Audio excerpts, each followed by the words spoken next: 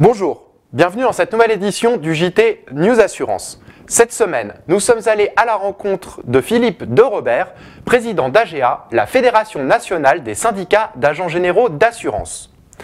Après une année 2009 marquée par la crise, les agents généraux sont confrontés à des hausses de tarifs d'ores et déjà annoncées par les compagnies.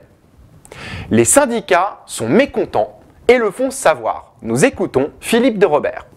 Alors effectivement, il y a un paradoxe entre le problème que pose une crise pour les compagnies d'assurance, c'est-à-dire moins de valeur assurable, des problèmes financiers pour certaines entreprises et souvent une augmentation de la sinistralité.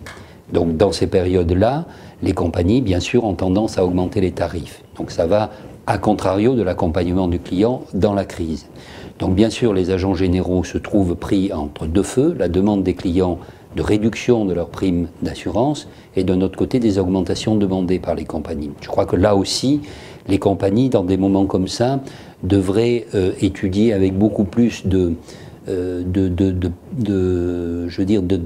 non seulement l'intérêt technique, mais aussi l'intérêt psychologique et l'intérêt dans la durée, puisque accompagner une entreprise dans son activité, c'est aussi la garder longtemps. Donc je crois qu'il faut ces deux facteurs, et malheureusement les compagnies d'assurance appliquent souvent brutalement des augmentations de prix, mais je crois qu'ils seront catastrophiques pour le portefeuille des agents généraux en 2010 pour les compagnies qui augmentent fortement leur portefeuille.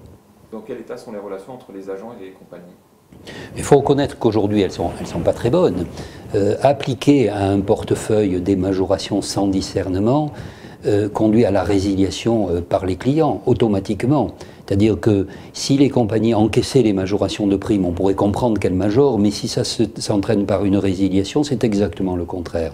Donc on a toujours vu des cycles dans l'assurance qui, malheureusement, donnent des résultats immédiats pour le compte de résultats des compagnies d'assurance, mais se révèle vis-à-vis des agents généraux qui ont une clientèle fidèle, qui est relativement peu importante au niveau de chaque agence, mais qui est fidèle dans le temps et qui a des impacts catastrophiques. C'est pour ça qu'aujourd'hui, il faut reconnaître que les relations, dans la quasi-totalité des compagnies, ne sont pas bonnes, justement parce que les agents généraux estiment qu'il faut tenir compte de cette crise et essayer de trouver des équilibres techniques et des équilibres financiers avec beaucoup plus de tact.